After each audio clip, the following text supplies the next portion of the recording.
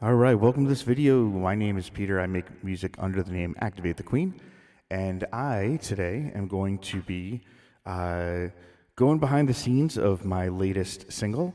It's a song called Tethering, and I'm going to go through and show you basically the tracks behind it, and the initial tracks, and then as well as like the mixing and mastering I did. I did this all in Logic. So if you use Logic, then you can follow along with most of it. There are definitely some third-party plugins we'll talk about as we go through. But in a lot of cases, basically what that's doing is it's making it just easier and quicker to do things that I could do through Logic. It's just easier, so why not, right? Okay. So first off, I need to tell you a little bit about this song because it will help you to understand some of like what I end up doing in terms of like the mixing and the effects and stuff, and like basically my entire thought process. Because for me, it's not just, I don't know, like I have kind of an idea of like what a song should like sound like, obviously, but then also like feel like in a way. So I think that at least for some of my songs, I think I kind of have to explain that in order for you to like fully get what's going on there. At least from my perspective, you are of course welcome to interpret things differently. Now this song has no lyrics, so kind of hard to interpret those. But anyway, so it is called Untethering, and basically I'm the type of person, like a lot of people, especially now, who constantly has these thoughts going in and in my head. Like I kind of have this running conversation in my head like all the time, and sometimes it's definitely very negative. It's like it hurts me, hurts the things I can do, etc. It's definitely a negative thing. And so I on somebody's recommendation, I've been reading this book called The Untethered Soul, and so far so good. I really like it. I think it's a cool idea. I think it's basically talking about like what I think is definitely something I need to really work on. And I think that hopefully, I haven't gotten to the part where it kind of goes through like exactly like how to try to fix these things, but so far so good. So anyway, that's where that name comes from. Like the idea of like trying to, just focus on what is good and just focus on like what you can control, etc. And so, basically musically, because again, there's no lyrics, musically, the idea here is that each section of the song kind of has a pretty basic melody. Like there's a chord progression that's going to repeat as we go through. All right. I like to call the sections like A, B, and C.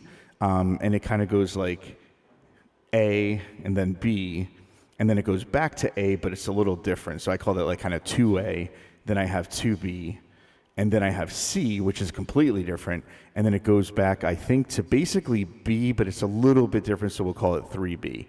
You'll hear this as you listen to the song, you'll get that, right? And so, in a way, except for like the C section, like the bridge or whatever you want to call it, the breakdown section, I don't know, whatever. Basically, it's like kind of like a very almost soothing melody, kind of calming. It's meant to kind of sound calming, especially like the B section. But there are so many little things going on. There's so many like little musical things that your brain can pick up on. Some of them happening in your right ear, some of them happening in your left ear, some of them kind of coming and going. And so the idea is, like, even though all of these mix together to make this really nice sound, there's a lot of stuff going on that your brain can be like, trying to, listen to this one little piece in your right ear, and then you get distracted again, etc. So it's kind of about like fighting that. At least that's how I kind of felt for me. And I think if you listen to it like kind of through that lens, you can kind of understand what I was going for. Anyway, that's the basic gist. So what I'm going to do is in just a second, I'm going to play the song. I'll play it all the way through, obviously, and then we'll go back, and basically the plan here is that we'll go track by track. Now, I'm not going to like play the entirety of each track, of course, but I'll play like sections of it so you can hear what's going on. Obviously, if it just kind of repeats, you only need to hear a little bit. But then I'll also go through like the mixing and the mastering. So if that's something that you're interested in, then awesome. I do want to say as a caveat in the beginning. I am not an expert. However, I mean, I think this song sounds really good. I've had, I've been learning how to do this stuff for a couple years now, and I have a few people that I really trust to be honest with me that are also very knowledgeable about, audio engineering. And both of them, without me like kind of asking, I just sent it to them, and they both said that this is like the best sounding song I've ever done, which is awesome because I really do like this a lot. I mean, I think I'm learning as I go a lot, and so it's pretty cool.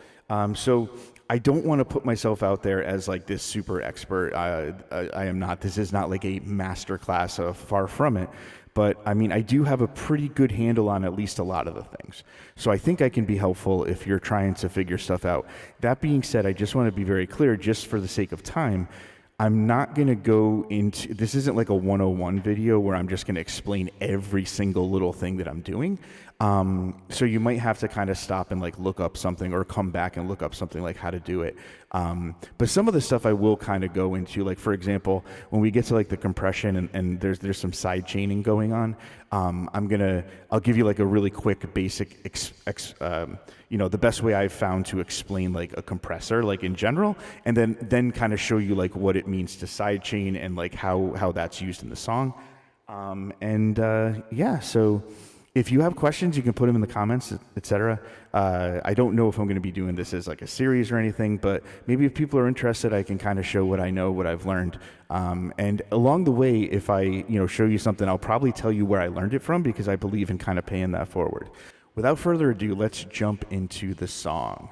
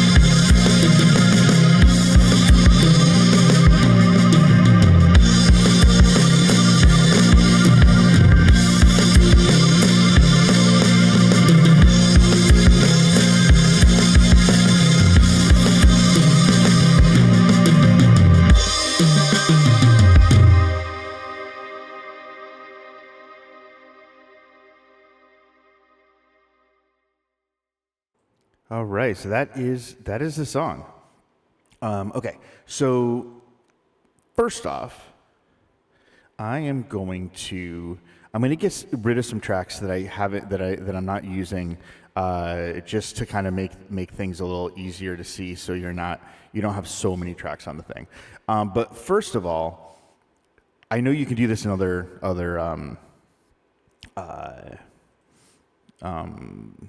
DAWs. I don't know why I couldn't think of that word for a second. I know you can do this in other DAWs, which if you're a complete beginner watching this, it's digital audio workstation, I believe, DAW. So like I use Logic, but you can use like Pro Tools is like the industry standard. Although a lot of people do release professional stuff in Logic, Reaper, Ableton, etc. There's other ones. But a lot of the stuff I'm going to show you here, you can do in other ones. In fact, almost everything, unless it's like, there's a couple plugins that I think are only in Logic. Like there's like Chroma Glow, but you can either get a third-party one or your DAW probably has something very similar. The other thing I'm going to mention right now, just to kind of get out of the way, is that in addition to the Logic plugins, and I think there's like one or two other, or maybe a couple other third-party ones, I use a lot of plugins from Mastering the Mix. I really, really recommend them. I do not make any money from them. I am not associated with them. However, if you guys end up watching, people from Mastering the Mix end up seeing this video, hit me up. Come, let me know what you think. Send a message. We'll chat, because I really do love their products. Okay, hold on just a second. Hello, test. Okay, I'm getting like a tiny little bit of echo, but it's not too bad.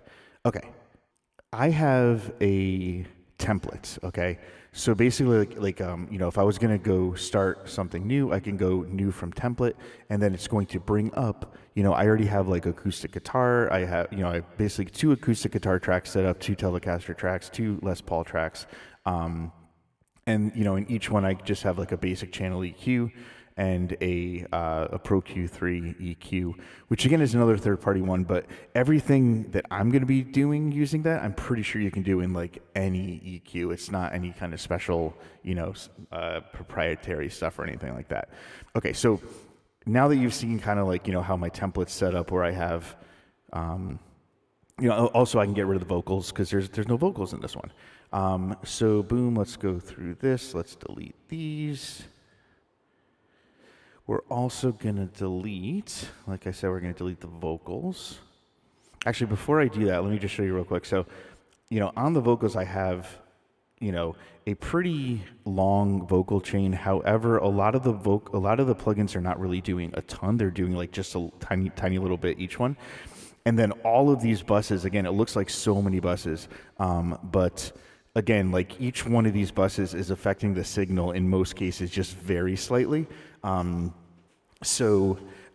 I do think like adding this stuff, again, this is my starting point. Like if I'm using a plugin and it sounds terrible, I'm not going to use it on the song. I'm going to take it off. But, because I use the same microphone, because I have pretty much the same style for most of my vocals, it's a really good starting point. Like, it's sometimes it's the end point, but it's a really good starting point. Okay, let me get rid of those. Boom. Again, just to give us a little bit more room. Okay, so I think I'm going to start with the drums, because I think that's probably going to be, well, I think all the different parts are interesting, like the drums, the bass, and the synths, because there's no guitar on this. There is real bass. This bass here is actual real, like I played bass on it. There's obviously, you can hear there's a lot of synth stuff, and then the drums. So let's take a look at the drums first. All right, now the drums are using Logic's Drummer. So basically, let me show you, and again, if you use Logic, awesome. This isn't going to be a full tutorial. I am going to show you like a little bit of kind of cool stuff you can do, or a little bit of the stuff you can do. If you're not using Logic, again, there are a lot of plugins that do similar things to this. I think like Easy Drummer is like a kind of similar type of plugin, where basically there's like sliders and different settings you can do, and it will kind of make drum beats for you. And then, if you'll notice here, I didn't actually do it on this one, but what you can do is you can change it to a MIDI track, because basically the way I use these drums is I start off to try to get, using like the buttons and the knobs and stuff like that, to try to get as close to what I want it to sound like as I can. And then sometimes I need to manually do stuff. I need to maybe move around like snares and stuff like that. Actually, give me two, like, I just want to see if I can figure out where this echo is coming from. All right. If you're wondering, I think I figured out where the echo is coming from. I'm using the setup I used to record vocals for my Apollo, my audio interface, and that normally has a reverb on it. And I think there was like a little bit of reverb coming through. So if you're wondering why my voice sounds a little different, that's why. Anyway, let's go into this. I'm going to show you the basics here. So let's start by soloing the drums. First thing is this song is in 5/4. Okay, so again, this isn't going to be a big music theory lesson, but I will give you the basics. So normally, right, the 4, I believe, I'm not really good at, I'm not like a super expert on a lot of stuff, but I'm pretty sure the 4 at the end means that the divisions of the bar are quarter notes. Pretty sure that's what that means. And then the one that comes first is like, how many of those do you have in a measure, right? So normally it's 4/4. That's standard time, right? So normally it'll go 1, 2, 3, 4, 1, 2, 3, 4, 1, 2, 3, right? And sometimes you count that as like 1 and 2 and 3 and 4 and 1 and 2 and and you can even go into like 16th notes, etc. But 5/4, all it does is it adds an extra beat. Okay, so instead of going boom, boom, boom, boom, boom, boom, boom, boom, it'll go 1, 2, 3, 4, 5, 1, 2, 3, 4, 5, 1, 2, 3, 4, 5. And then the way that's easiest for, I think, pretty much everybody, but at least most people to think about it, is instead of thinking about it as 5, think of it as either like 2 then 3 or 3 then 2. Like it kind of divided up that way. Maybe you can do like 1, 4, 4, 1. I don't know. I'm not like an expert on that. But I know when I looked into, like, this is the first song I've written in 5/4. And so I looked up, some, like little tips on like, how to approach it and stuff. And, everything I saw was like, think of it in subdivisions of like 3 and 2. So, you'll hear in the drum beat, actually you'll hear it really clearly when we get to the bass. It sounds like there's like a bar and then there's like a little pickup type thing. So like I said before, let me show you the drummer.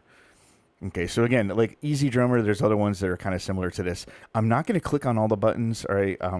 But basically, you can have like a ton of different, in Logic, you can have a ton of different drum kits. So this one's acoustic. You can even just have like electric ones. You can have kind of like just like a percussion thing, which is pretty cool. And then in that, there's also presets there that you can use kind of like and I just like when I write a song using this stuff, I just kind of play around until I have like, oh yeah, it kind of feels right. Like that feels what I want.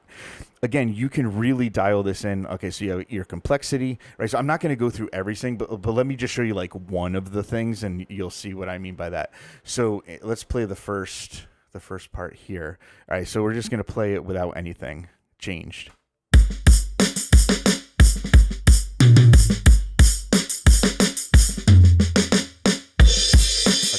And if you're wondering, basically, I'm just looping it, right? I'm using this up here. I do that a lot when I'm recording or when I'm mixing and stuff.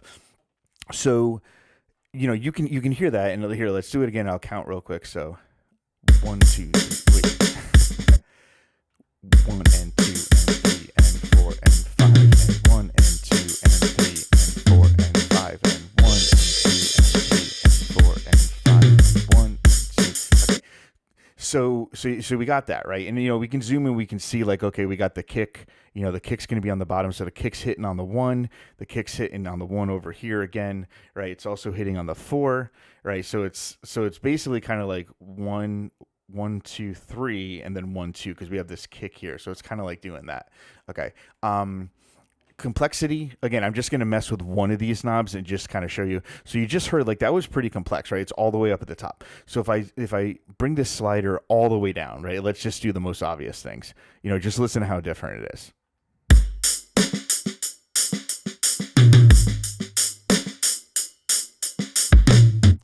So usually like when I'm doing this, I'll kind of just play around with this until I find something I like. Intensity is going to be how high, how hard is the virtual drummer playing. over here, you can have the hi-hat set up. You can have it be like a cymbal, like a ride or a crash, and you can have it just be toms instead of that. Here down here, you have the kick and the snare, so you can actually just turn off the snare for a measure or whatever. If you just break it up into a part and you just unclick this, it'll turn off the snare for a while. And again, obviously you can manually do all this if you change it to MIDI, and you just kind of go through and add stuff, delete stuff, etc. Again, most of this stuff is going to be pretty straightforward, right? This is the amount of times they're going to do like little fills. This is how complex they are. And then if you want, you can swing it. You can kind of have it basically be where it's going to it's going to be like a swing instead of like perfect timing every time. The details, again, this stuff's pretty basic. You can kind of see here what you can do there. And you can also just manually make your own pattern, right? So kind of like a step sequencer type thing. And then the one thing that really changes throughout is this right here. Okay, so if you open this up, you can see that it gives you 8 basic patterns to start with, right?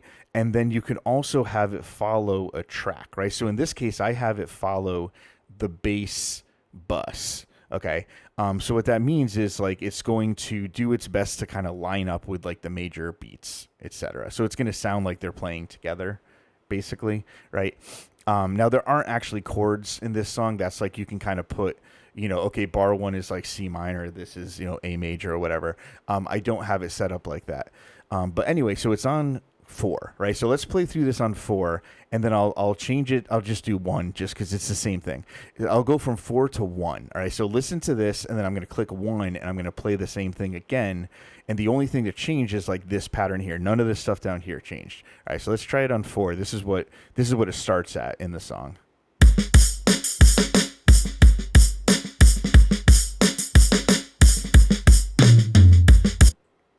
Okay, let's do 1.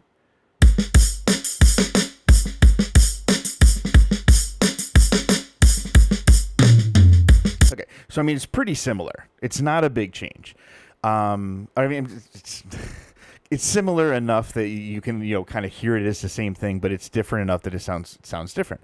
So basically, like keeping in the idea of the song that I was saying before, I wanted it to sound similar, but I wanted to change every section. Okay, so not every time you see like going from here to here, like you can see that's still 4, right? We're still in 4 here. We're still 4 there. This is where it's going to change for the first time. Now it actually goes to 1. All right, so we heard 4. We heard 1. So now let's hear 7 for a minute. Oh, yeah, I got to turn off the cycle thing. Let's hear 7. Let's hear like just a little bit of 7.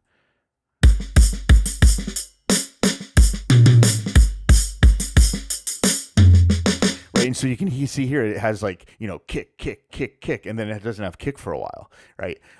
So that's this section in here.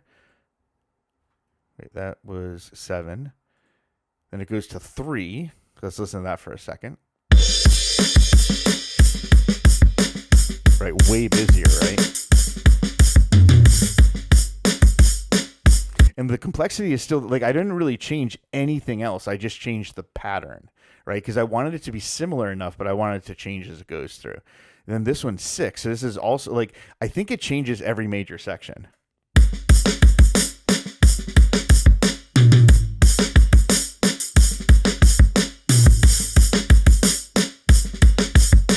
Right? Okay. And then this one is going to be 5. Now, one thing did change here. I'm guessing you can tell, right? So the tempo, I changed it to halftime.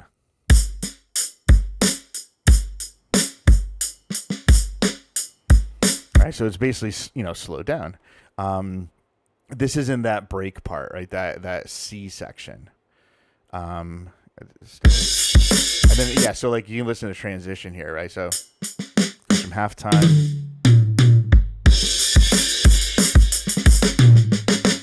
And again, let's just, for a second, let's bring all the instruments back in and just listen to that transition again. Let's listen to like 2 bars of the halftime and then 2 bars of this. Because like you'll see here, like a lot of this, I think everything drops out except for the drums.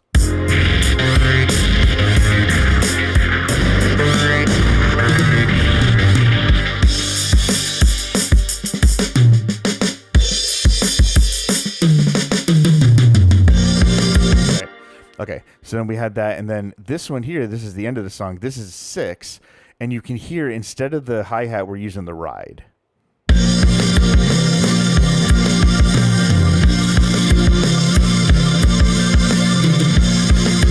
I'll turn off the ride for a second. It's kind of drowning everything out.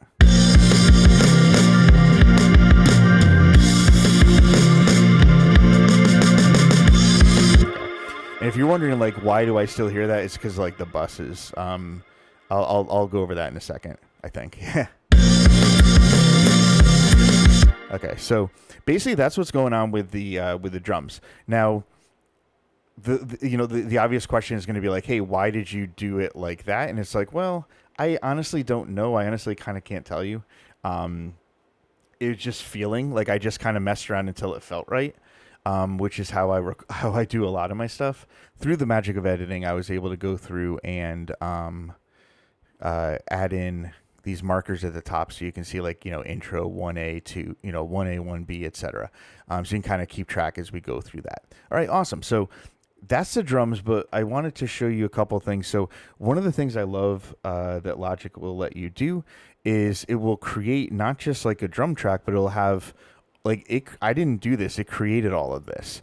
So it gives you like, the kick in, the kick out. So like, you have more control there. You have, snare, top, snare, bottom. You have the toms, the hi-hat, and then the room and the leak. I mean, like, you have all sorts of stuff here, which is pretty freaking cool. Let's jump back here. Bass. Now, pretty cool stuff here going on with the bass. At least I think so. So there's 2 tracks, okay? And let me isolate the bass. And then I'm just going to play this without saying anything. And I want to see if you notice something about the bass tracks.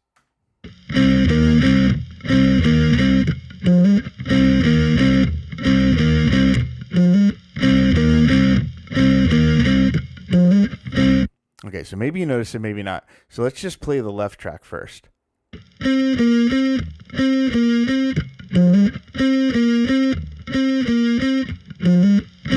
Okay, now let's play the right one.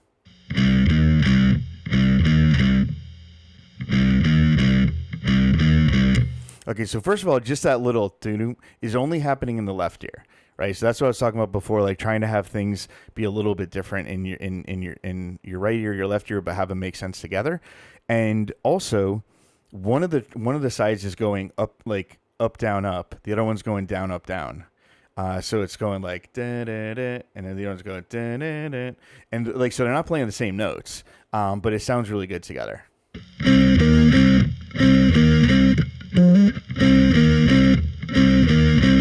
Right.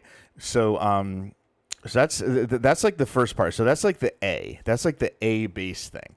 Now let's go to the B bass thing. Again, we'll just play it with both of them first.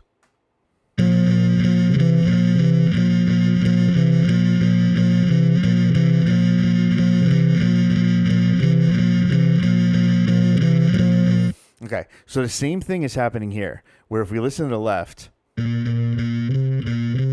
going like da-na-na-na-na-na. And the other side is going, instead of going up, it goes down. So on the left side, you're going from, it's the same note, but then it goes up. The other side is the same note, then it goes down, right? I think it's the same pattern, so it works that way. But it's a pretty different thing going on. But then when you hear it together,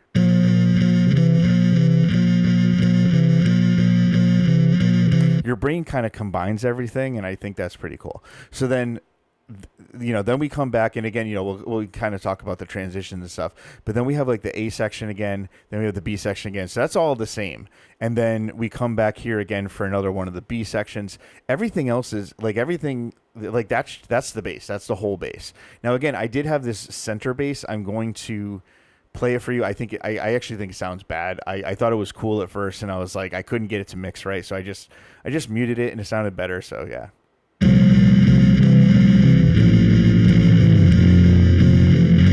Actually, that one sounds terrible. That was something I tried. But like even the first one, it's just playing the same note.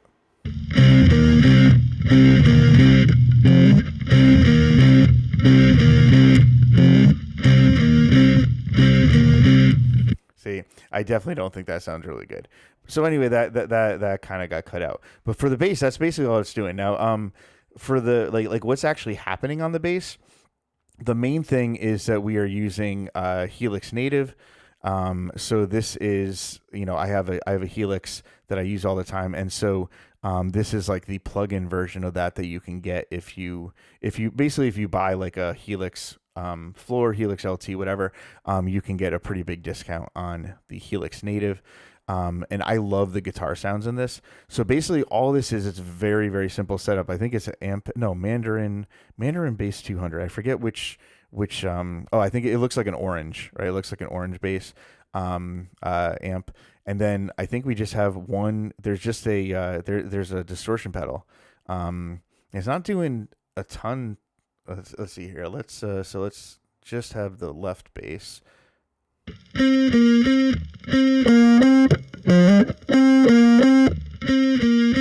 That's funny. It really, really kind of condenses the sound. And then on the right side, same thing. We're using Helix Native. I forget it. Is it the same amp? Yeah, we're using the same amp. We're using the same thing. I think the settings are different on these. I'm pretty sure.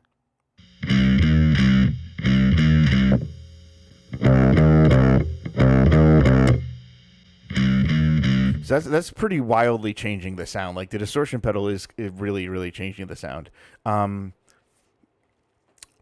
We'll come back to other stuff later, like the plugins and everything. But let's go down. Let's go down to the synth section. All right. So the synth has a ton of stuff happening. A lot of the stuff that's happening in our song is synth. So let's take a look at the different ones. All right, so basically we have one main string track, which is this one. Now, like I said, a lot of these are Alchemy, which is like the one of the Logic synths.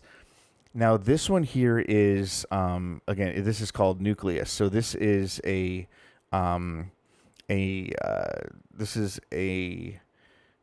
suite of instruments, I guess you could say, that are from what's called Nucleus. And this is a lot of orchestral stuff. So this is the track right here. And so let me take basically all of the effects and like everything else off of this. I guess now it doesn't matter because I ended up muting the bus. So I guess this here doesn't really do anything, taking on or off. So let's listen just to the beginning. So basically what this is doing is this is playing the chord progression, right? Most of the time, this is where your chord progression is coming in. I think all the time.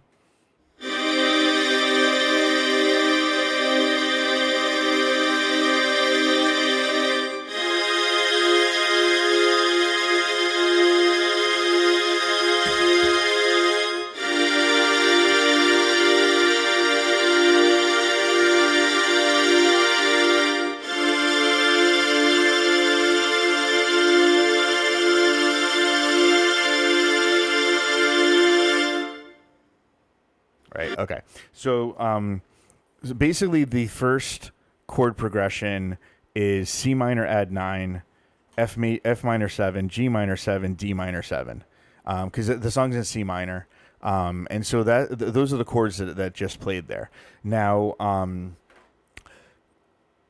there's a lot of effects going on. So even though I'm going to talk a lot about the plugins and stuff when we get to the mixing section, I do want to go through some of these things like now, because this will actually this really affects the sound, right? So here, like, I'm just gonna play just the first two things together. So this is with no plugins. This is just the standard.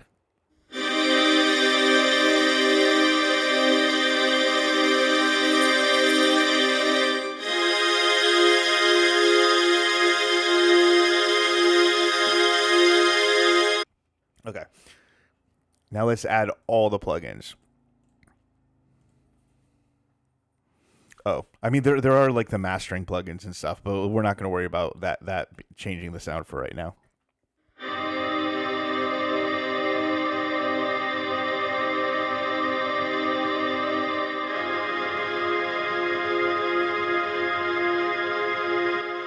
Okay, so pretty big difference, right? I want to talk about no. Obviously, some of the stuff's going to overlap. So a couple of the plugins I'm going to show you get used a lot. And so the nice thing is we won't have to explain them each time. So the first one is a mastering the mix plugin called Rezo.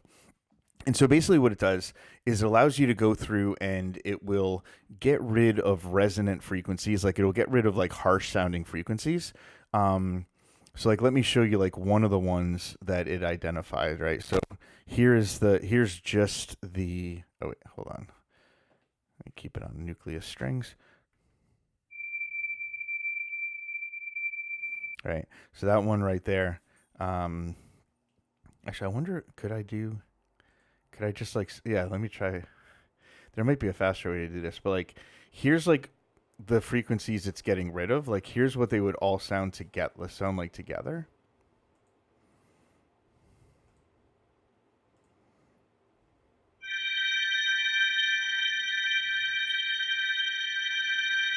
Okay, so again, what it's doing is getting rid of those frequencies for you.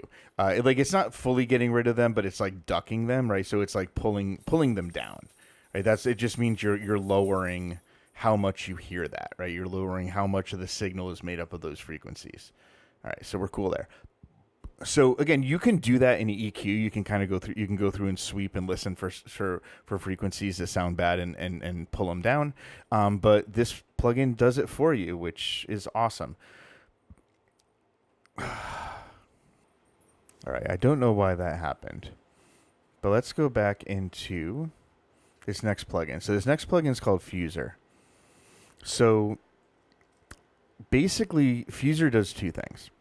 Again, this is another mastering the mix plugin. Again, this is not an ad for them or anything like that, but it is really awesome. I use it a lot. So basically, the idea here is that if you have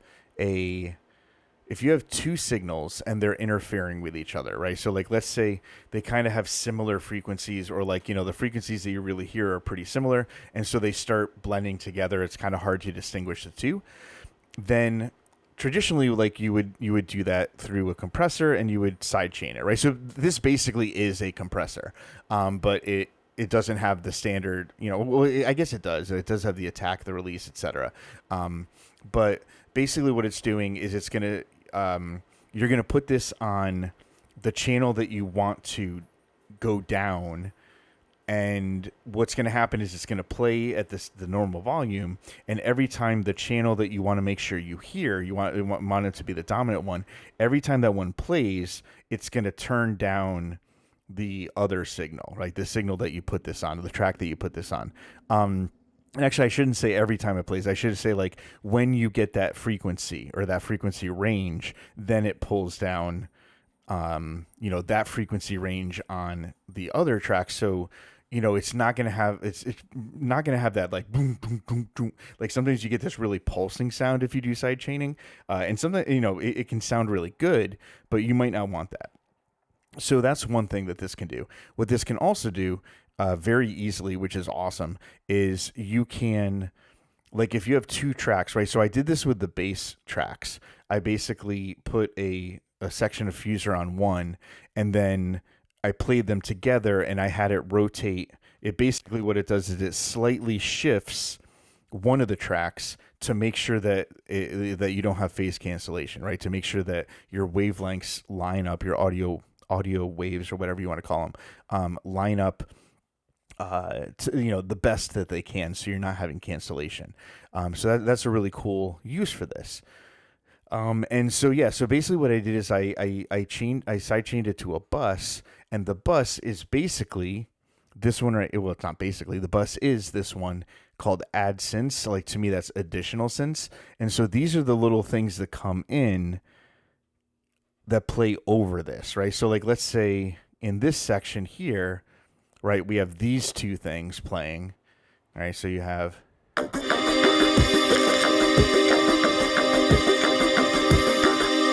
so this is like the bed, basically. Right. And again, I'll go through each one of those tracks when we get to them.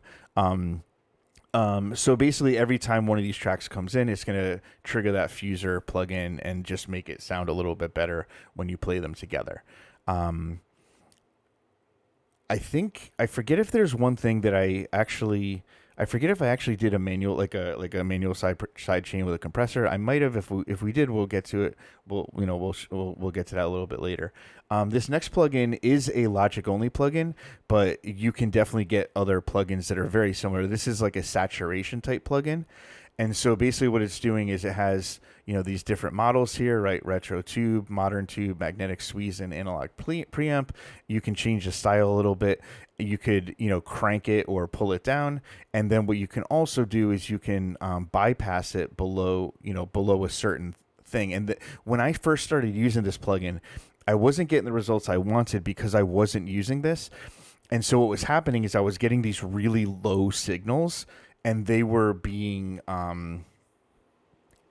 like the really really low stuff was getting distorted. It was getting which is what you want for the rest of the signal, but when you do that it can sound really bad, and it can really kind of mess up the low end of your track.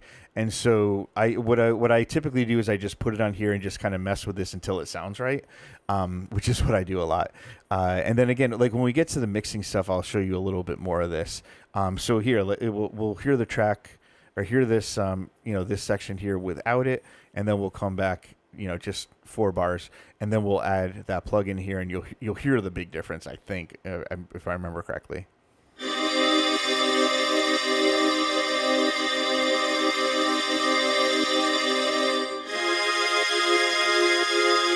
All right, the second time through, I'm going to turn this on.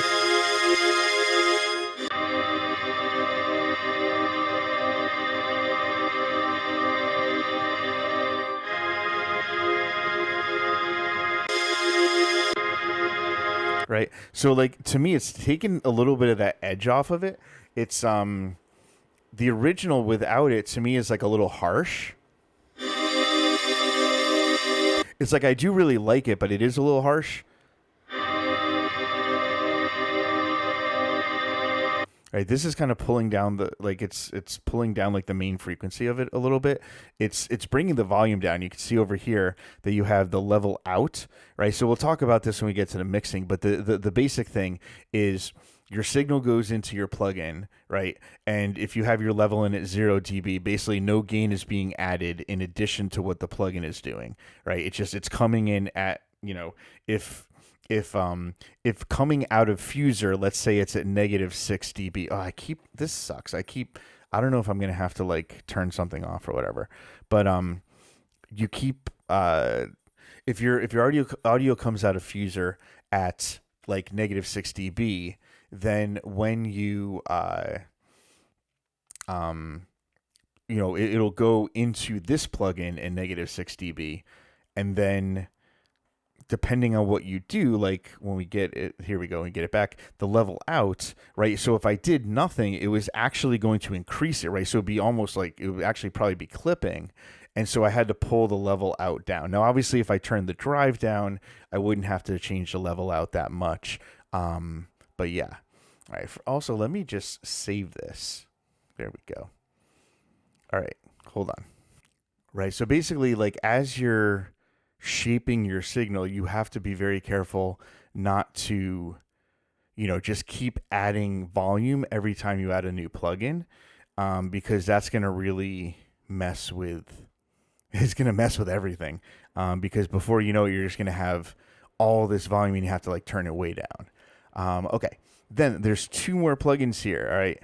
So again, these are third-party plugins. I forget how much they are. I know the Valhalla stuff is not super expensive, and one of these might be free. I think Supermassive might be free. I know I paid for the other one, or I definitely paid for the reverb, but I actually don't think that either one of these is the reverb. I think the other one is, the other one's Space Modulator. So I don't remember. One or both of these might be free. They might both be pay. But their Valhalla stuff is amazing. So on this one, basically what I have is, let's see. Let's play it and then turn it back on.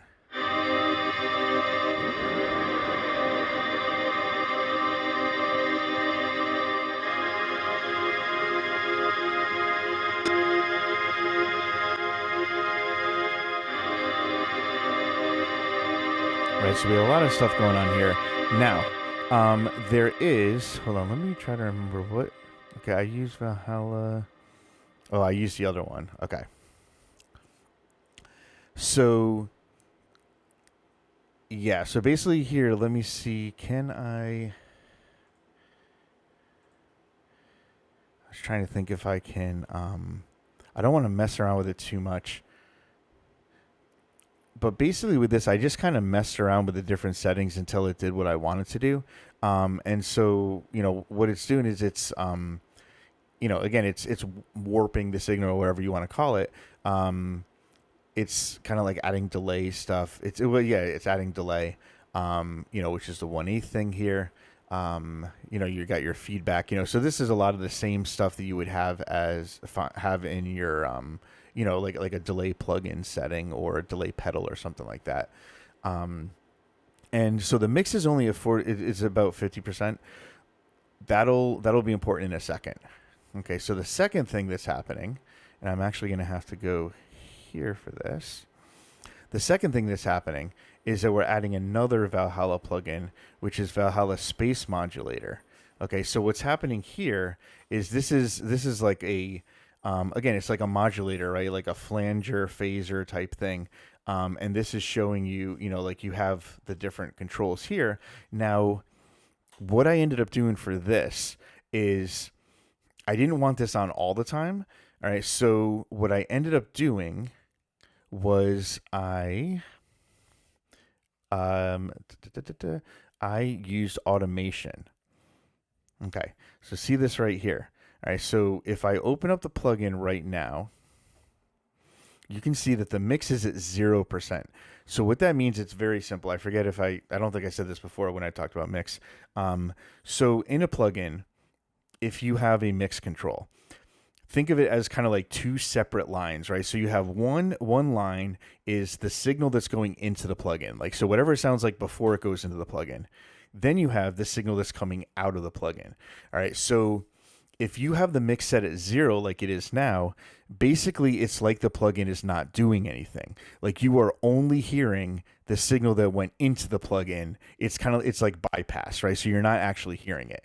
Right now on this one, this is the easiest way for me to automate it, was just to turn the mix knob, but have it, have the program do it basically, right? So this would be the equivalent of like, let's say I'm playing it, and then as the track plays, I slowly crank up the knob manually, but the automation is doing it automatically. Okay. So hold on. So like if you see in here, right? Nope, not that one. I ended up not using that. This one right here, wet, dry. So right here, you can see it's 0. So it's 0 on here. And then if we go to here, see how it goes up? Right, and then eventually it goes up to 5, which is 50%, 0.5, right, 50%, and then it stays on until this bar's over, and then now it goes back to 0 again, and it's back at 0, just like it was at 0 here before, and then eventually it's going to go back up again, right, and then on this one, it actually doesn't go all the way down. It goes down to about a quarter, and so like you can... Actually, what's really cool, I think, is at the very end. I really like this. I'll kind of show you when we get there. This is a really cool trick or whatever you want to call it that I used. The thing that's different in the third section of, actually this is an A. This should be B. The third section of where we hear the B bass section or whatever is. The thing that's really different is this right here. This wasn't happening before to this degree, and we'll hear it again when we get there. So let me just play this here, and you should be able to hear what's happening. Let's try.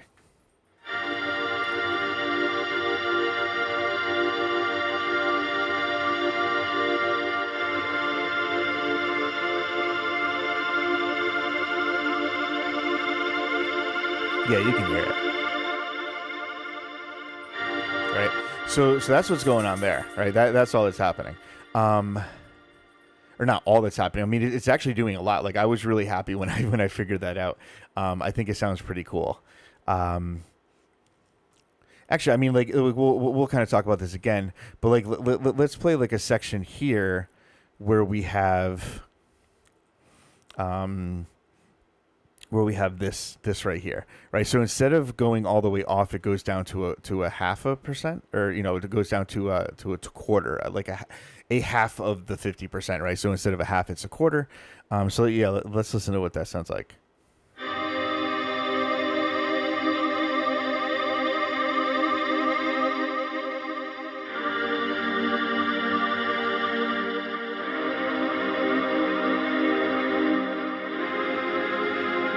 Right, so you can hear it more than before. It's bare, but it's kind of one of those things. Again, it's kind of barely there. And then this here, let's hear just this rise here.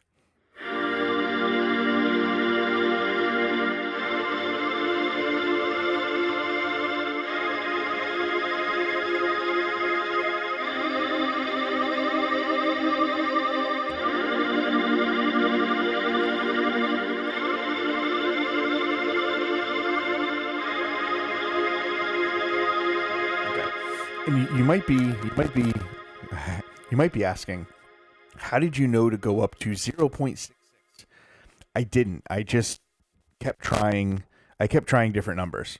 Like I kind of figured out roughly what do I want the starting point to be by just having this be a straight line and then just kind of moving that up and down. And then once I figured that out, I had this here, and then I just put a dot in the middle and just kept raising it up and listening and raising it up and listening and lowering it and listening.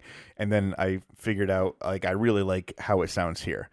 So when we go to, like, in a minute, we're going to talk about each of the individual, these other synths. So when we do that, like, I'll play, the bass synth, the BASE synth, and then the synth that's on top of it, so you can kind of hear that all together. Cool. Let's see, what else? Okay, so yeah, that's basically the synth sound. Oh yeah. The just in case if you're wondering, the chord progressions. Let's see here. So what the heck? Okay. Okay. So the first part, like I said, is C minor add 9, F major 7, G major 7, and D major 7. And then the second part, so the B, is basically G major 7, G minor 7, D minor 7, F minor 7, C minor add 9. So it's the same chords, right? Basically the first part is going 1 because the C minor is we're in the key of C minor. So it's 1, let's see, 1 4 5 2, and then back to 1. The second part is going to be 5, let's see, 5 2 4 1. So it's kind of like a weird chord progression, but I just messed around until I liked how it was set up. And then the other section is the breakdown section, right? Like the halftime section that's like in here. I don't remember the chords off the top of my head. I remember I kept coming back to C. Let me see if I can just kind of figure this out real quick.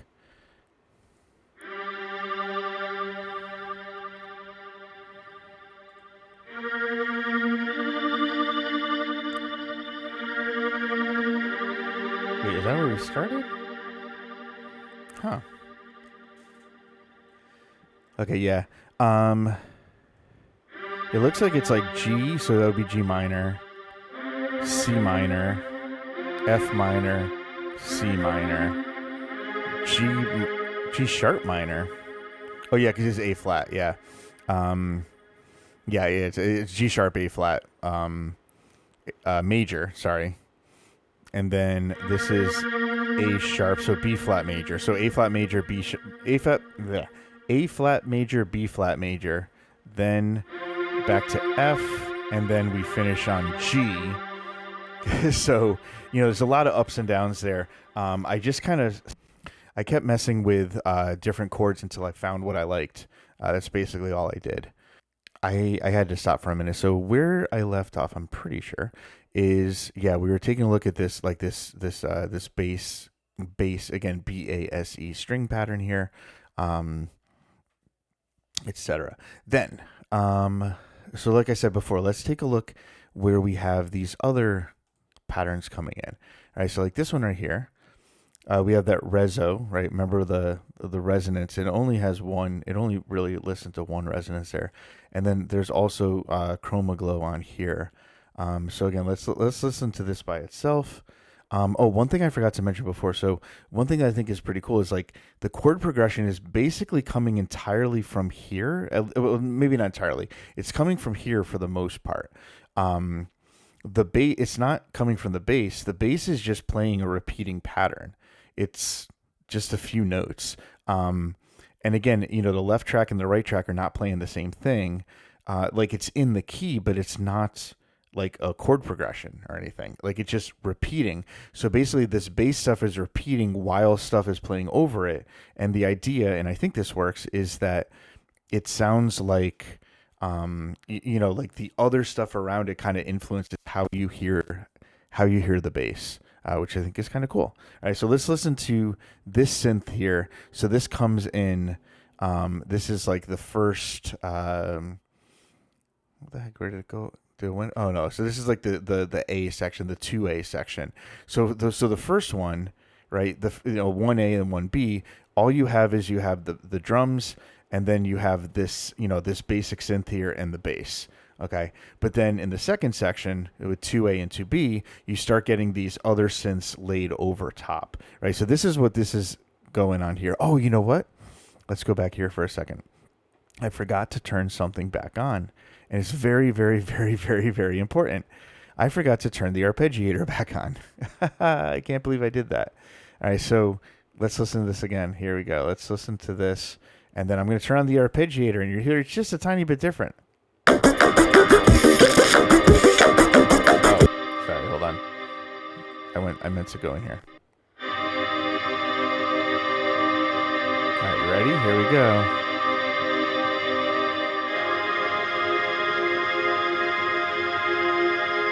Oh.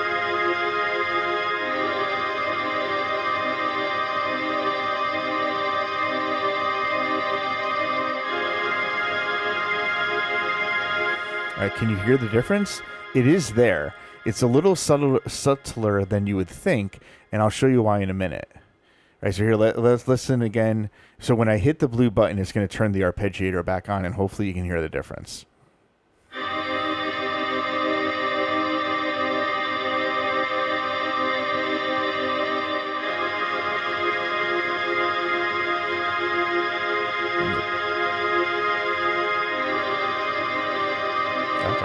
I guess I have to start it over each time. So let's try this again. All right. So here it is without the arpeggiator.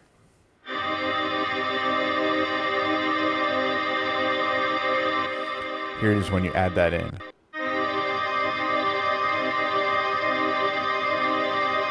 All right. So this is why these plugins are so important. So let's listen without these three plugins on.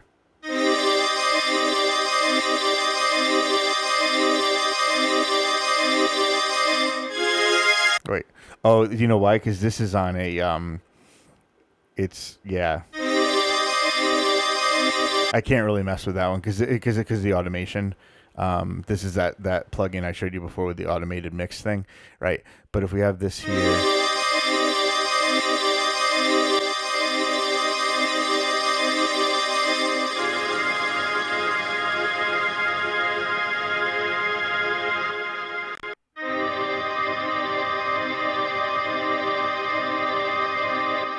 So basically what's happening is so instead of just playing the chords, like here, because it's just playing it's playing four notes, but it's just playing like there's no breaks, there's no note changes. It just plays the same four notes all the way through.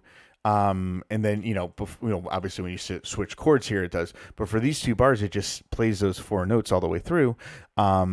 Without a stop or anything, but then adding the arpeggiator is going to make it go like, or like you can have it like this is random. I can't really imitate it, but here if I turn it, if I turn down the speed, you'll be able to hear. So this is 1/32. We'll come back to that. So let me turn it down to like 1/8. Right. So now you can hear it a lot, right?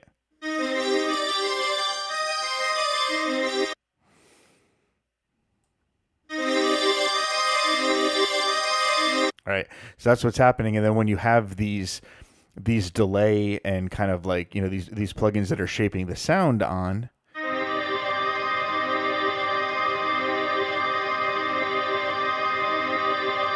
so basically what's happening is it's going, like, the notes are changing, but because of these effects that are added to it, it makes it sound, it makes it almost sound like it's just whole notes going through, which I think is pretty fun. So then again, let's listen to this. So this one here, this track here does not have an arpeggiator, right? So this is an Alchemy synth. It's Beatbox Loops 7. And so let's listen to this right here. And again, we'll take off the Chroma Glow and then turn that back on. Oh, let's get rid of this.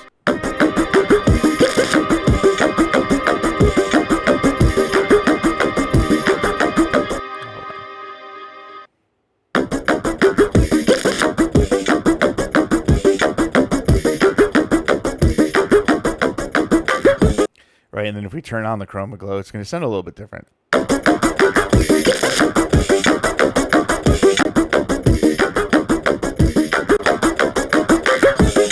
Right, it's kind of like a little bit more present, right? It's a little bit more in your face. And so what this is doing, this is this is playing through that chord progression.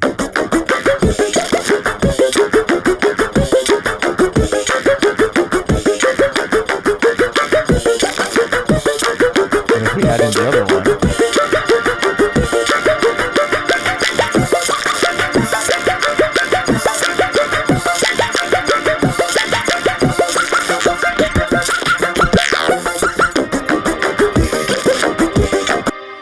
okay, so then this other one here, this one here is interesting. I think they're all interesting, but this is really interesting to me because these are all, this is also arpeggiated, right? So this is, again, the Alchemy. This is called Evolving Currents, and it has Rezo on here, but it has another couple things. One of them we'll come to in a second, but first let's listen to this by itself.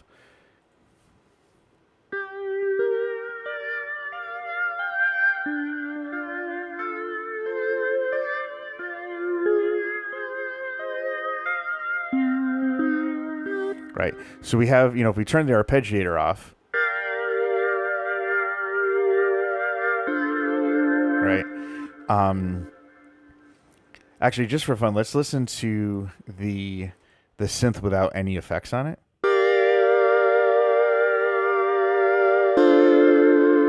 So like, it sounds pretty cool already, right? We add this in. This is, again, just getting rid of any resonant frequencies.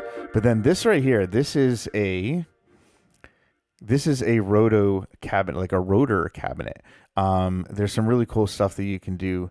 There's really, this is basically emulating like a Leslie type cabinet.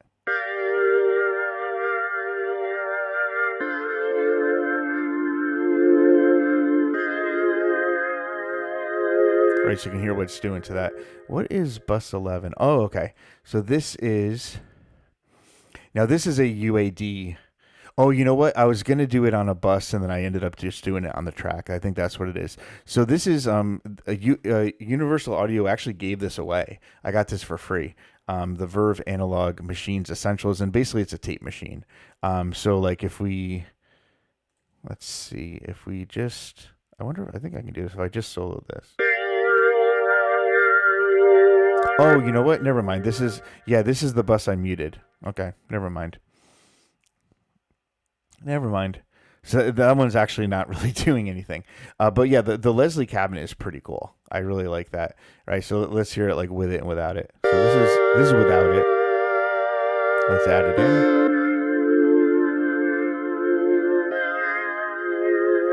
Right, and again, it just gives you like, again, another little subtle flair here. Let's do it like with the arpeggiator, but without the rotor, and then the cabinet, and bring that back in.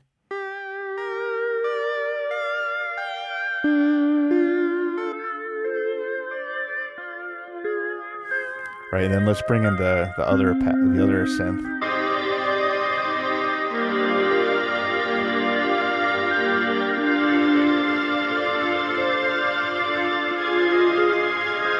Right, so hear how like adding those two tracks together, like, even though they're so different, it just gives you like this really cool. I don't know. I really like it. Okay, and then this section here. So this is. I know one of my friends was really interested in this section. So this here is two different tracks, right? So underneath it, we have the synths. We have the strings that we played before. This one, let's see, is an alchemy. This one is dual multipliers. So this is, you can see it's just single notes.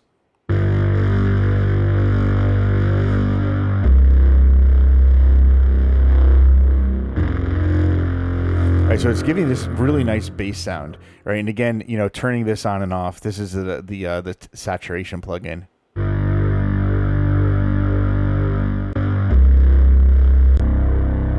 Let's try it again.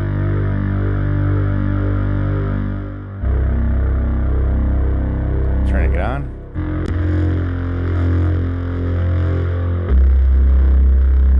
Right, just kind of cuts through more. I love it. And then we have the wild one. This is this one right here. So this is an alchemy. This is dirty growling bass, and this is also arpeggiated. So let's just listen without any of the effects on it. Just a regular synth. Right.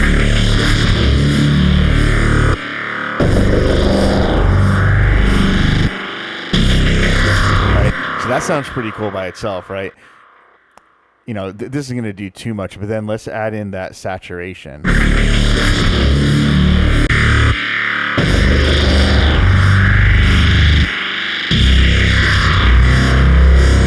And notice here, it bypassed below 2,000 hertz.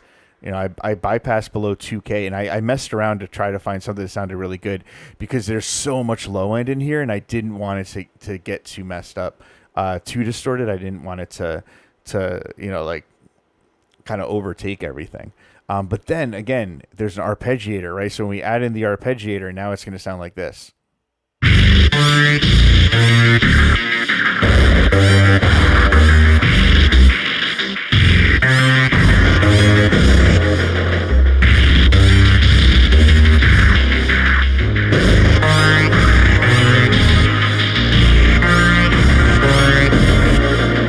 All right, so that's all that stuff. And then there's one at the end, which again, we have, this from before, but now we have the one last new alchemy thing, which is also, well, it's evolving currents. It's actually, I think it's one of the ones from before. Yeah, it's the same one as this one.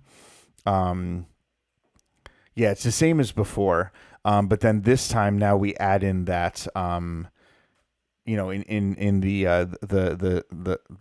part down here, it's going to go, it's going to add in that modulator.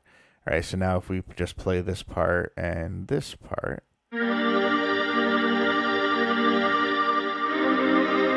Oh wait, sorry.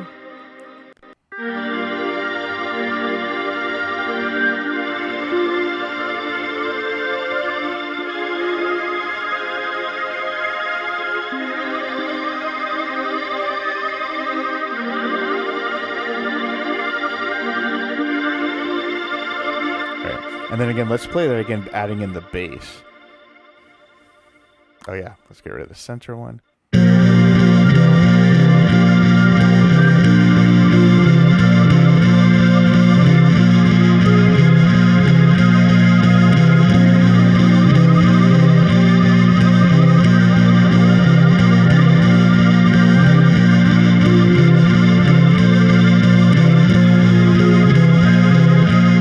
And then if we just play that same thing with everything.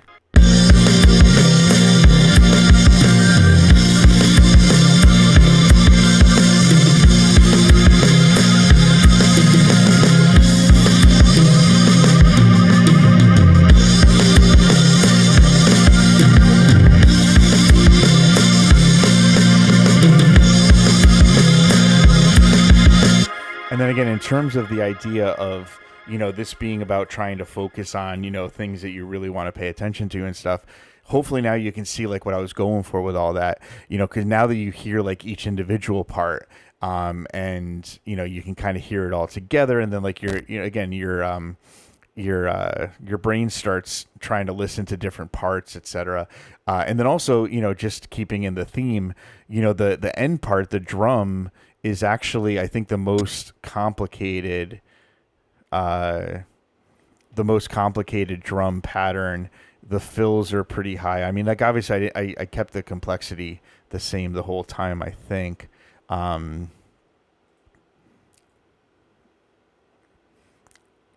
yeah, but oh, actually, hold on. That's wrong. Let's fix this. We're talking about this one right here. Yeah, the fill amount goes all the way up. The fill complexity goes all the way up. Right. This pattern is probably the craziest one. And now we're using the ride. Now we have that ride, which is just kind of kind of getting in the way of hearing everything. So that's the synths, and then we did I mean we did basically everything now. So I guess the last part to talk about is the mixing, and basically the way I did it is I got everything sounding like I wanted it to as best as I could, and then what I did is I basically put all the faders down. I'm not going to do it now because I'm going to have to I guess I could just delete. I didn't make any changes, I don't think. So I can just not save this. So yeah, I mean, let's try it. Now I don't know exactly how close I'll get because I do have all this stuff on over here. But then actually for this, I'm going to have to turn off my mastering plugins, which is totally fine. Let's try to see what this sounds like. So we have everything off. And so what I did first is I did the drums. Right, so you want to go to probably the loudest. Yeah, actually, I think probably this would probably be a good place to level balance. Oh, you know what's going to be hard about this is I have automation on, so it's going to automate stuff. Okay, I can't really imitate how I did that. Darn, now the synth doesn't have volume automation on it, so it's not going to. Wait, it does use volume automation, does it?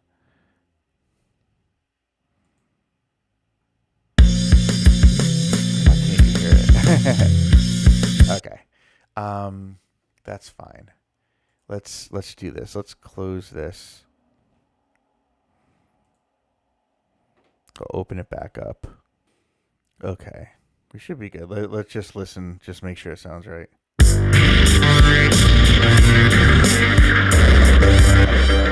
Pretty sure that is exactly how I had it set up before. Yeah, it looks right. Everything looks right. Okay.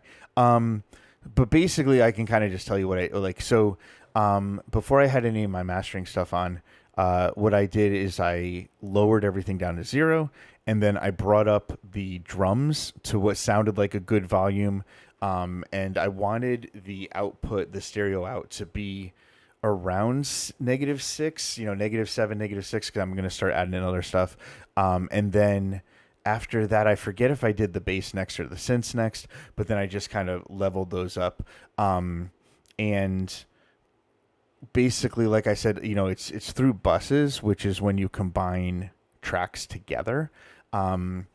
So one thing I did before I adjusted, before I got to the, while I was doing the synths and stuff together, before I got to the official mixing stage, is I figured out, let's say this track and this track are playing at the same time. What do I want their relative volume to be to each other? So that would be like this track here and then this track. So I adjusted these faders to be where I wanted them to. And then these are the bus faders, right? So this fader controls all the synths. This one controls all those additional ones except for the main synth. Okay. So that's the basic level thing. And then you try to get it. And you can also, do the drums together where you basically, actually, before I did that, what I did was, I set the drum fader up to here. This is the bus fader, which controls all of these, right? So these are like kind of all relative to each other, and then this turns the overall drum sound up and down. Like all of these linked together, this will turn them up and down. And then you can change the relative volume here, right? So if I wanted to make the kick louder, I would put this up or down, the snare, etc. And so what I did basically is I looped a drum section. Like the reason I'm talking through is I'd have to undo all the automation, and I'm not doing that. It's going to take forever. And then what I did is I think I probably started with the snare, and I got the snare where I really liked it, and then I got the kick where I really liked it, and then I put in like, you know, the hi-hat and the toms and stuff, and then from there, then I had like all the drums set up relative to each other, so then I can just use this fader to go up and down on, you know, the mix compared to like the synths and compared to the bass, right? That's the main idea there. And then so once I get those volumes like pretty much where I want them, at least, you know, for like a rough mix, then I start and then I take a look at the stereo out and see where it is, and I use the first plugin that I use on the mastering chain, which we'll get to in a minute, which is the gain plugin, which is going to adjust everything so that the volume on the stereo out without anything else, any of these, like, you know, any limiters or anything like that, is going to be roughly -6, like again, give or take a little bit, because then that's going to give me headroom for when I do my master. Okay.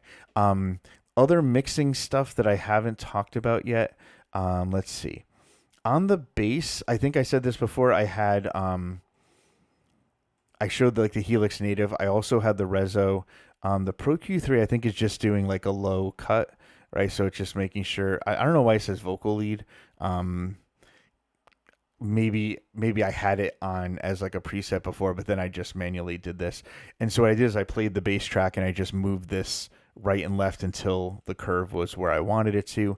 I just wanted to take off like a lot of like the really low end on this track, right? That's this one right here. Oops, you can't hear it. Right, because that one's meant to be higher, right? This bass one is meant to be lower. Actually, no, it's not lower. Never mind. I did the same thing on this one. Sorry, I wasn't thinking. I was thinking the other, the A section of bass is a little bit different. So, okay, so we got our bass stuff here. I did Fuser on these two again, basically to what it ended up doing is it rotated one of the bass tracks to make them line up as well as it possibly can, so you don't have phase cancellation. I also added some saturation on that track. And then I'll come to this in a second. I use this plugin called Mix Room, which is a mastering the mix plugin that I use for a lot of my EQ on this stuff. So let's see. Let's play the bass track. Let's turn off the EQ and turn off the saturation, and then we'll come back to it.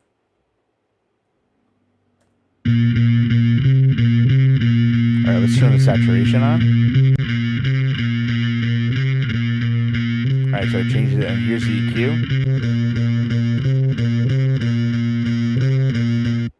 So basically, the Chroma Glow is that saturation. We showed it before, right? So basically, what I did on this is a lot of times, like I'll kind of start with a preset and then I'll mess around with it from there, right? So basically, this is just, in this case, it's just 3 bands, right? So it has one band at 11K, 12K, and it's really expanding that.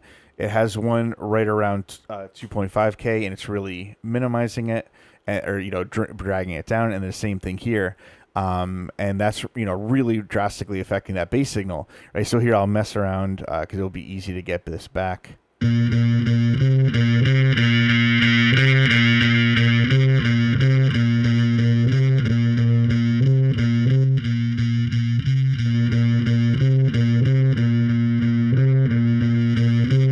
And again, I mean, a lot of this is to taste. Like you might not like this. You might, think I should have done a different EQ or whatever, which totally fine, right? And then on the bass right, we did the same thing. We had the Chroma Glow again, and then we also had the Mix Room. So let's do it like without these two plugins, and again with them.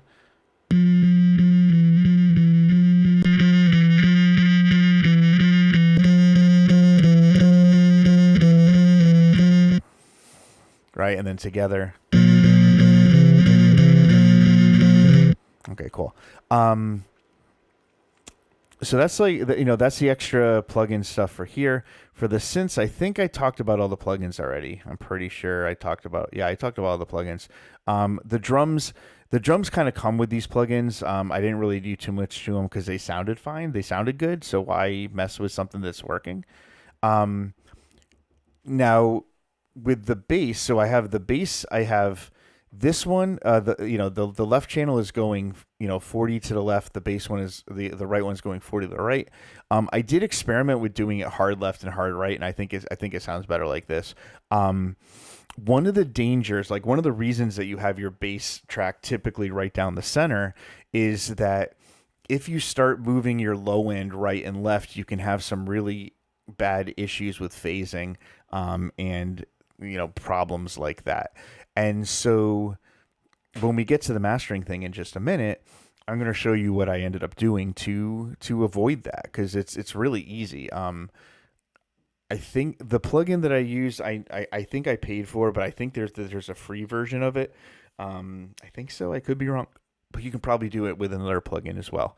The other thing before we get into the mastering section that I want to show you is I already showed you how I used automation for some of this stuff. In a way that's not just volume automation, but I do use a lot of volume automation. So let's see on this one. I do have volume on. Let's see if I actually changed it at all.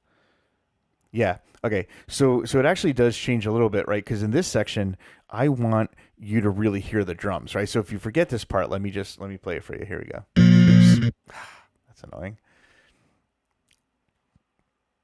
Oh, I have to unsolo too.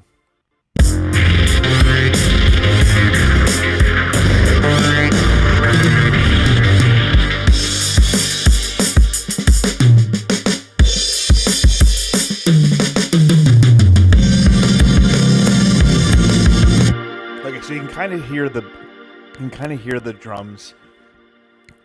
Excuse me, get a little bit louder. So they actually go up a little over 3 decibels.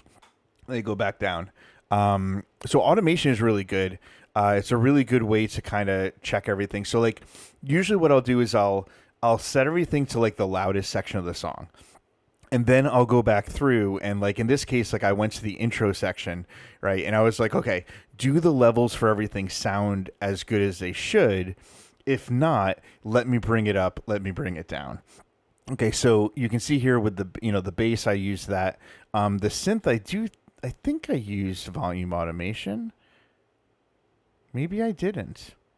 Maybe I used it on something. Did I use it like on this track? Maybe it says used. Huh. Sometimes it'll be on, but like you didn't actually do anything with it. So the drums I definitely did.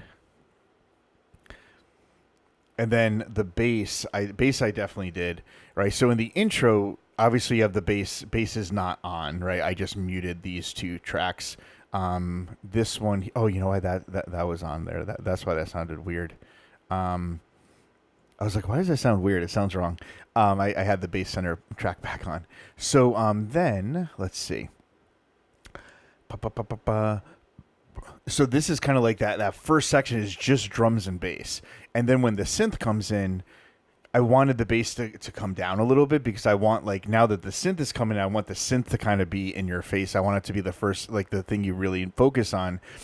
And then when we got into the second section, like the bass tracks overall were louder than I wanted them to be compared to the synth. So I ended up turning it down about 2.5 decibels, right? Again, using automation, right? And so basically all I did is in each section, I just check to see, like, hey, if I, just mess with the bass a little bit, I looped it, and I would just mess with the bass a little bit, up and down to get it to the point where I wanted it. And that's what's happening there with the automation. I think that's mainly what I used all the automation for. I don't think I used automation in the mastering stuff. I could be wrong. Let me check into stereo out, because that's where it would be.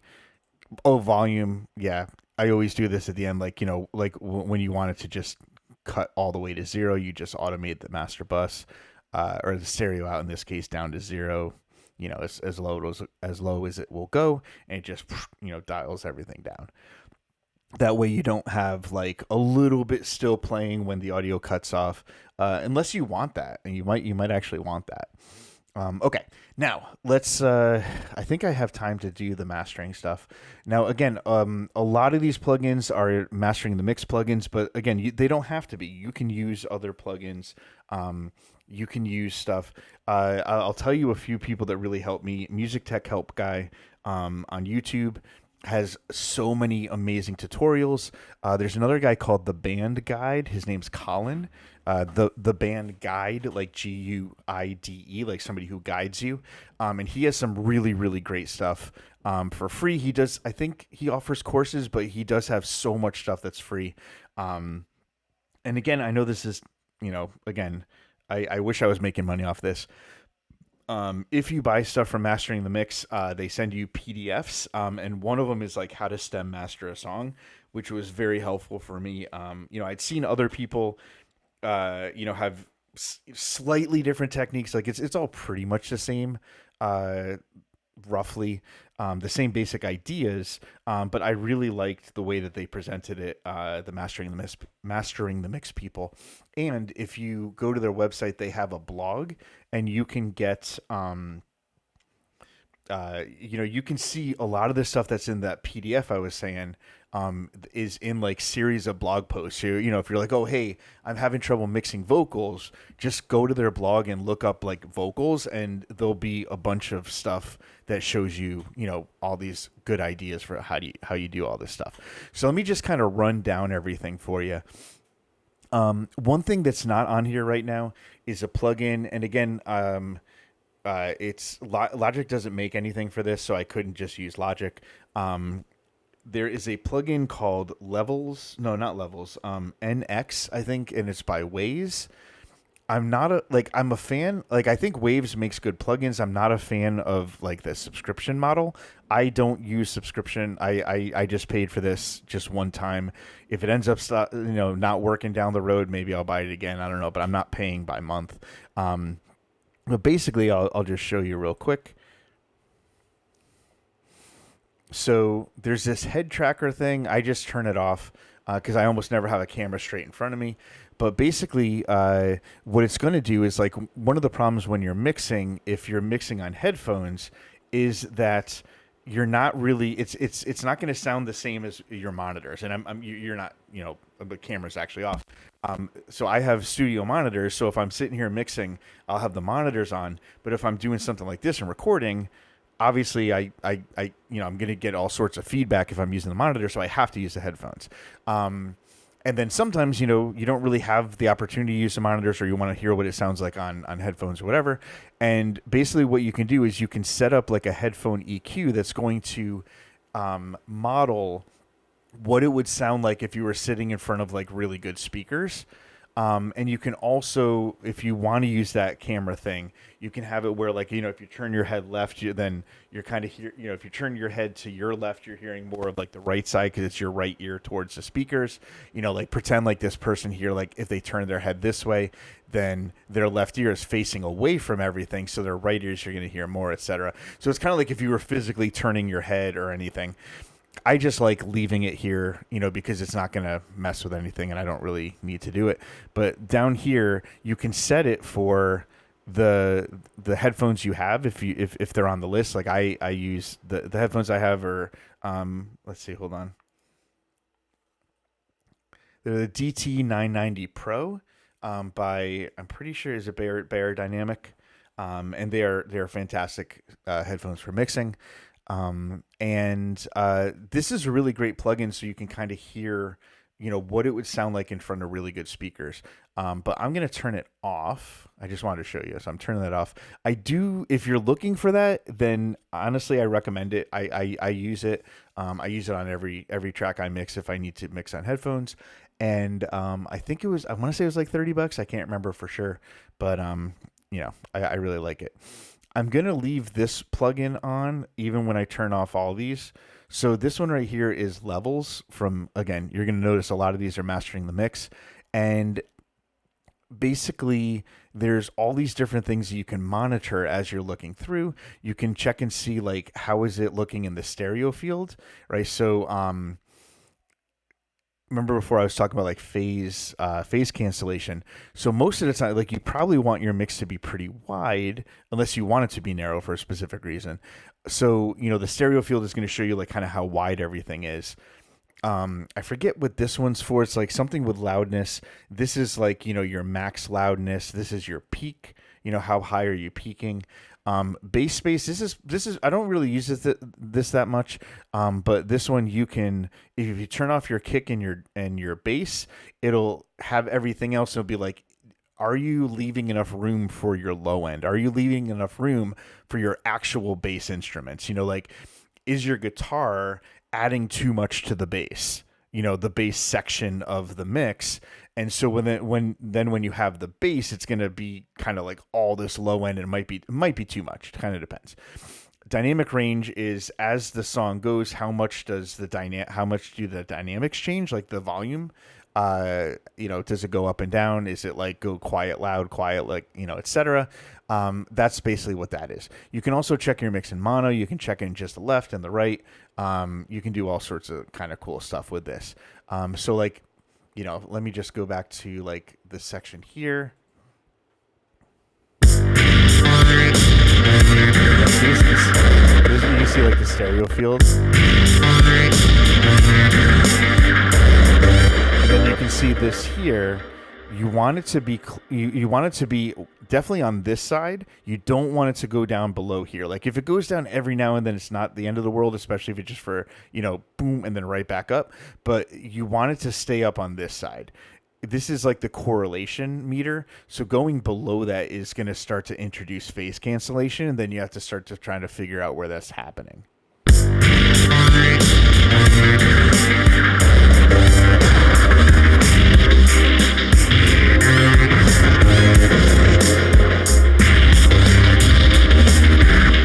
So that's pretty cool, right? So I'm going to leave this on. Okay. Let's do these one at a time. And actually, I think what I'm going to do is I'm going to show you the limiter first, and then I'm going to leave it on, because otherwise I'm going to have to really mess with like all the volumes and stuff, because this is giving you everything. So for this one, what you do is, you go to the loudest part of your track and you play it, and then you click analyze, and it's going to basically tell you where to set these so that you get exactly what you're trying to do. So I had it set up to be dynamic. I want it to kind of have like, I don't want it to just be all super compressed. I want it to be like, highs and lows as you're going through. So I'm just going to leave that on again, because otherwise it's going to be too hard to hear anything without it being roughly the same volume, because this is adding gain. This is adding like almost 7 dB of gain, but then there's a limiter built in, so it's not gonna peak. Like it's not gonna go over 0. Okay. So we had the gain before. Again, that's just to get you to roughly -6. Again, a little bit here, a little bit there, not a big deal. Then there's the Reso plugin, right, which again is doing exactly the same thing as before, but it's doing it for everything. So it's getting rid of resonances that might cause some trouble.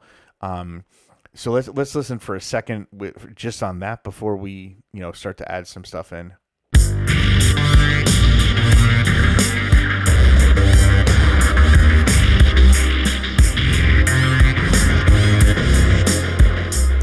So I don't think it sounds bad, right? But let's start adding some other stuff in. So this one right here, again, this is Mix Room. So this is our EQ plugin, basically, that we're using. There's presets you can use. I have it set to balance master. There's one real cool thing you can do with a lot of the mastering the mix plugins is you can import your own reference tracks. So you could import, like let's say if you have either a song you've done or somebody else did, and you're like, I really like the EQ on this. I really like what it sounds like, and I want to try to imitate that on my song or emulate it or whatever you want to call it. You can upload the WAV file of that song in here, and then this will help you to change your EQ to have it match that, which is a really cool thing, right? So here on this one, basically we have it's given us a few bands that are going to get changed. So let's hear what happens when we kick this in. Oh, and another thing is it also has an output gain, because when you're doing this, right, when you have the output of this plugin is going to the input of this, into the input of the, it's going one at a time. And so what you don't want to do is you don't want to keep increasing the gain as you go through. You want it to be roughly the same gain coming out as the gain coming in. And so the way you control that is with the output gain, right? So here, because you can see we're expanding, we're adding, I mean, we're taking away here, but we're adding 3 dB here, 2 dB here. This is like 6, right? Which is a lot. And I know some people, if you're watching, you'll be like, you shouldn't be adding that much on your master bus. Like, probably not. I mean, could I go back and fix this another way? I think it ended up sounding really good.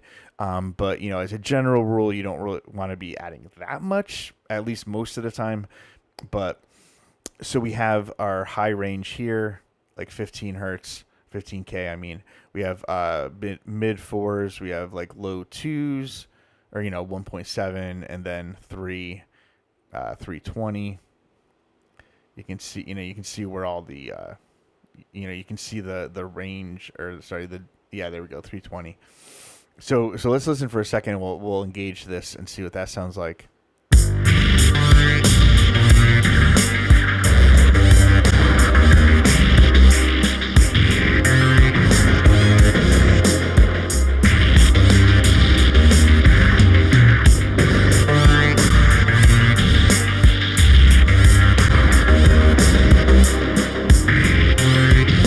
See, the volume doesn't really change, but what I do think, it does feel, to me, it feels a lot fuller with that.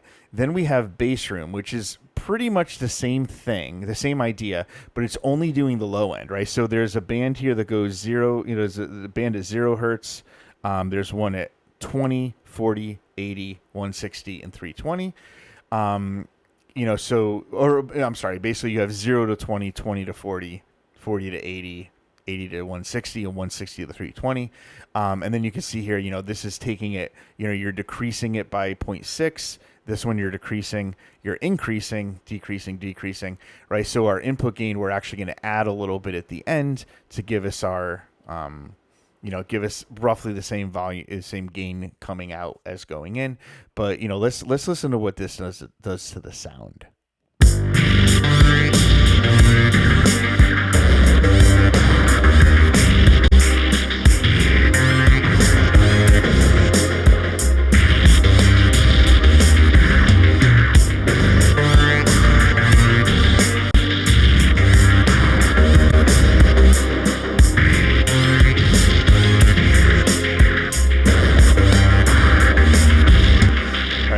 Might be wondering why doesn't it seem like this should go out?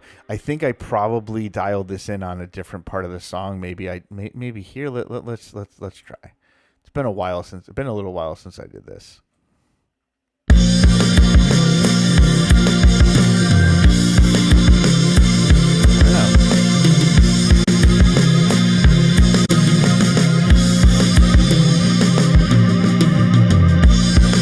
It could also be the case that sometimes I decide I don't really like where it puts it. I don't really want to push this that far. I like it like this. So you don't have to just follow blindly what it says. Obviously, at least hopefully, obviously, right? You don't have to follow blindly what it says. All right, then we have compressor. All right, so we were doing a master compressor on here. And so basically we're not doing a lot. Okay. So all we're doing is, we start with, okay. I'm going to give you a super, super quick compressor tutorial, or like this is how compression works. Now, again, this is the basics. Okay. So I'm going to talk about how it, changes the volume, how it changes the gain, as opposed to using it to add color, etc. So basically, real quick, in addition to controlling the dynamics of your audio, sometimes a compressor will add color. It'll change the sound. It'll make the sound different. Sometimes that's what you want, and sometimes you don't, right? So what you have to choose the compressor that you're using based on if you want it to be transparent, if you want to add, if you want it to add color, etc. Okay, so now for the controls, right? Because sometimes people have trouble with this. Here's the example I like to use because I think it's something we can all identify with. So, there's this thing where like you're watching a show, like, let's say there's a movie on TV, but it's, on a TV, network with commercials. Okay. And you're watching the movie, and when it gets to commercials, the volume jumps, it spikes, because you have to turn up the movie, louder than you have to. You have to turn up the movie louder than you would think you have to in order to hear the dialogue a lot of the times. And then so when the commercials come on, it seems really, really loud. And that's really frustrating. And then you have to grab the remote and you have to put it down, lower it 3 or 4 or 5 or whatever. And then when the commercial's over, you do the opposite. Okay. Now let's pretend that a compressor is a person that you hire to do that for you. Okay. You give them a volume control. You give them a remote control. They sit next to you. Right. So every time the commercial comes on, they are going to turn the volume down on the TV, and they're going to turn it back up when your movie comes back on, when the commercial's over. Okay. With me so far? Cool. Now let's look at the controls and talk about what that means for what they're doing. Okay, so the ratio is how much do they turn it down? Okay, so think about it like this. It's a ratio, right? Something to 1. All right, so what it's saying is, okay, I'm going to pretend that when you turn the remote control on your TV up and down, that each number is 1 decibel. I don't know if that's the case. I don't think it is. Pretty sure it's probably a bigger difference in that, but let's just pretend, just to make it easy, let's just pretend that that's 1 decibel. Okay.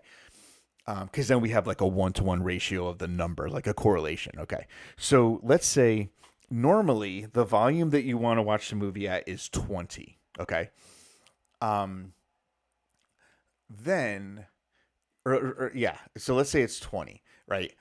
Then when the commercial comes on, the volume goes up to the equivalent of, let's say, 23, right? So it would be like if you added the difference between 20 and 23 on the remote control, okay? So the ratio is how much, when the little guy turns it down, how much does he turn it down? Okay, so like let's say if the ratio is 1-to-1, nothing's happening. If the ratio is 2-to-1, for every decibel, it goes up over wherever you set it at, right? So if you tell them every decibel it goes up over 20, I want you, like once it goes over 20, I want you to use the remote control to turn it down. So if it's the equivalent of 2 decibels above 20, he's going to turn it down so it's now at 21. Okay, you get the idea, right? So instead of being at 22, it's a 21 because it's a 1 decibel increase instead of a 2. It's a 2-to-1 ratio. What if it's 4-to-1? If it's 4-to-1, instead of it seeming like it's at 24, now it's going to seem like it's at 21, right? So you're still getting an increase. Like it's still happening. It still is going up, but it's not going up by as much as if the compressor wasn't on, or if the man wasn't the person wasn't using the control. So that's what the ratio is. So the higher the ratio, 12-to-1, 20-to-1, it's the more the signal's getting squished, right? So instead of it if it's 10-to-1, instead of it being at 30, which is really loud, now it's at 21. So it's really compressing. Okay. So the higher the ratio, the more the compression, right? The more the squeezing, and the more color is going to be added if you're using a compressor that adds a color, like, that changes the audio as opposed to transparent, where it doesn't really noticeably change the audio. Okay. That's the ratio. The threshold is just, when do you want me to start turning stuff down? All right. So again, let's use the number 20, right? So if you're, that's when you're saying, like, so if the volume goes above 20, turn it down. if your threshold was 25, it would be if the volume goes above 25, turn it down, right? Now on the compressor, you're actually using the negative numbers, right? So we're going the other way on the thing. Like, so, negative 20 is a louder thing than negative 40. Okay. So basically that's all it's saying. It's like once it gets to a certain level, then you turn it down. Attack is basically how fast does, okay, or how fast does the increase in volume trigger him to do it? Okay. So like, let's say for example, if your attack is all the way at 0, the instant it goes above it, he starts turning it down.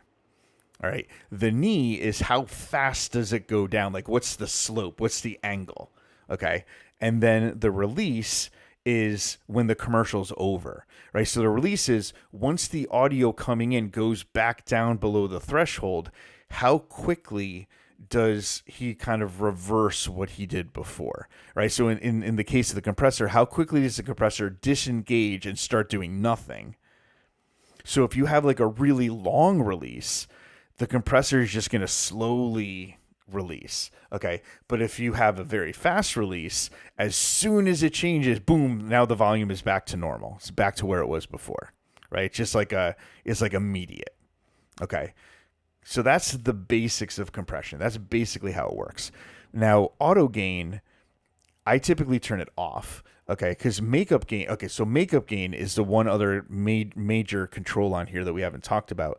So you have like your signal coming in, your input, you have your signal going out as output, right? And so if you are compressing, if you're pushing it down, then you're probably going to need to change this, right? So in this case, you're adding some compression to it. You need to increase the gain at the end to account for that, right? To change, like, because you don't want the input output gain being that different most of the time. And like sometimes there's a reason you want to do that. Sometimes you use it for like an effect or something like that, right?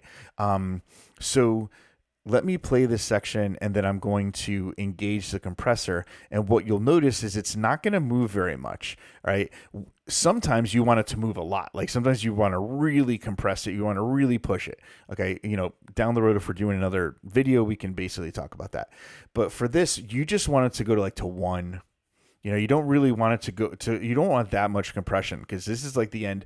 Your other tracks are already compressed, right? The bass tracks are being compressed in the in Helix, right? There's compression happening there. The synth tracks have their own compression. The drums have their own compression built in. So you don't really want it to do that much.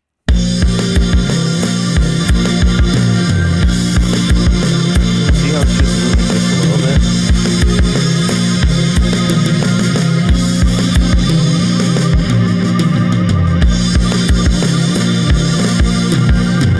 All right. So basically for the master bus compressor, okay, so you set the ratio first, usually like kind of between, 1.5, 2 to 1, 1.5 to 1, like somewhere in there. The release, the attack and release, right? You want it to be probably between 20 and 50. Mess around and see if something sounds better than not. The release, you probably want to be again between 20 and 50. Again, you can mess with that. What you want to try to do is after each time the compressor goes up, you want it to go back down. So see how it goes up and it goes back down to 0. So what you want it to do is you're trying to make it hit 0 before it triggers again. Right. So right now we have it at 34. So let's see what happens if we like really crank it. So watch the difference. See how it never makes it back down to 0? In that case, see how it spends too much time on 0. It's not perfect. Right, so you just kind of mess with the attack and release until you get it doing it, pretty close to what it's doing here.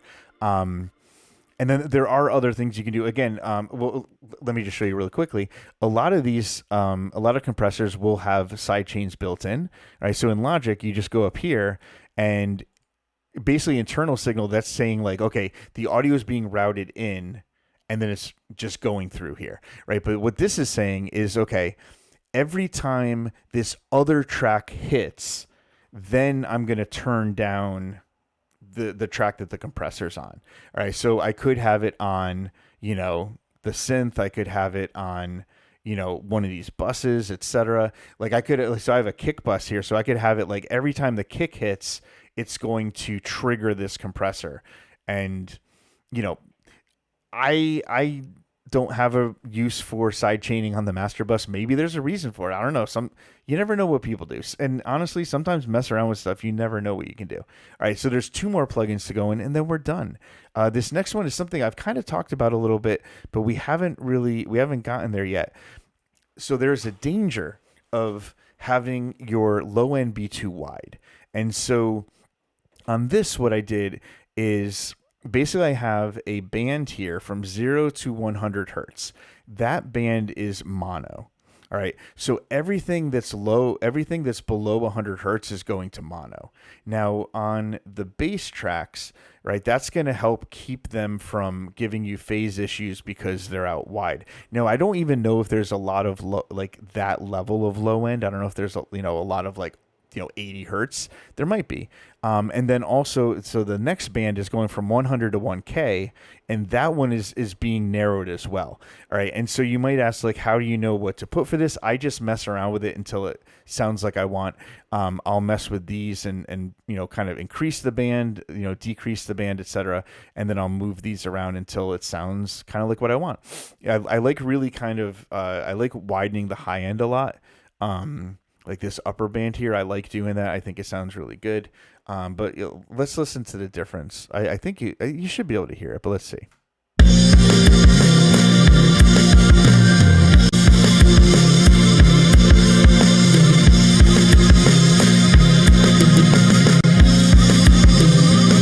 Okay. To me, the real big difference is the crispness of how you hear the kick and the bass and stuff, because obviously the kick and the bass are going to be pretty close to each other, but now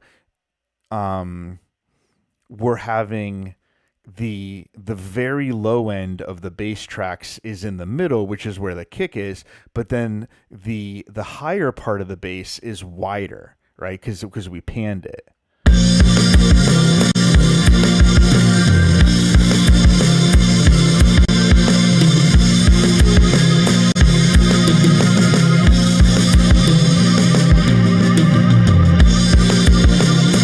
So to me, I can really hear the snare as opposed to the top. I can really hear the difference between the drums a lot better. It's all kind of punching through better than it was before. Then we only have one last plugin on here, which is the again our saturation plugin, our Chroma Glow. So let's hear it without it and then with it.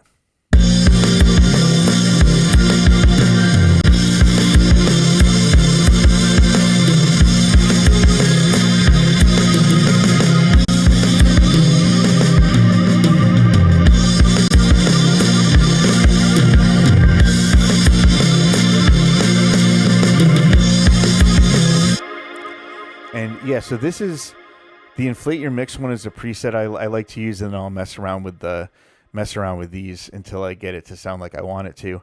But yeah, basically I think that's pretty much it for this this look at the song Untethering. Sometimes I think I call it Untethered because the book is called The Untethered Soul, but I call it it's the process of untethering is what I'm trying to write about. So yeah, so I hope that was interesting. I hope that answered some questions if you were interested in seeing what we're doing or seeing how I'm doing all this stuff. I think that's pretty much it for all the mixing stuff. And yeah, so anyway, if you watch this, awesome, thank you. I really appreciate it. If you have questions, put them in the comment section and let me know. If people like this, then I can maybe do more videos like this and stuff. But anyway, if you're watching, awesome. Have a great day, And see you next time.